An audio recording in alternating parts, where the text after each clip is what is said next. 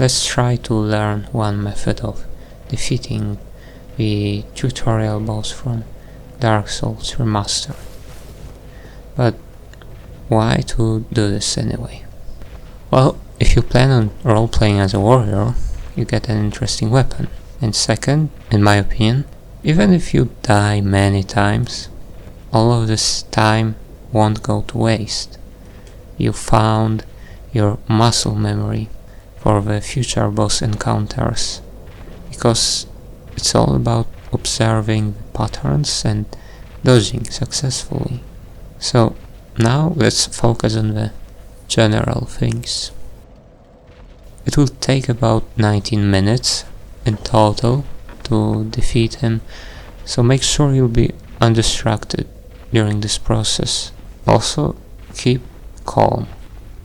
My nerves actually ended one of my attempts, unfortunately, so if you struggle to succeed, try changing your environment. This may help you. For me, it would be muting the in-game sounds altogether. So now, about the details. Before you enter the boss area, make sure to take off the broken sword. The attacks with a broken sword move you forward. The attacks with just fists don't move you forward so much. However, you can use a broken sword as a shield if you feel like it. I don't recommend it though, because it is only an extra distraction. That's one thing about the broken sword. But here's another tip. Stay on his butt as much as you can to let his legs push you away from his attacks. He will literally help you dodge this way. Also, don't worry, you won't fit underneath to find yourself on the wrong side of his in-game model, leaving yourself exposed. This just won't happen. Next thing, there are 4 groups of attacks that I think are important. Number 1, the uppercut sweep, is when he points the hammer down before swinging.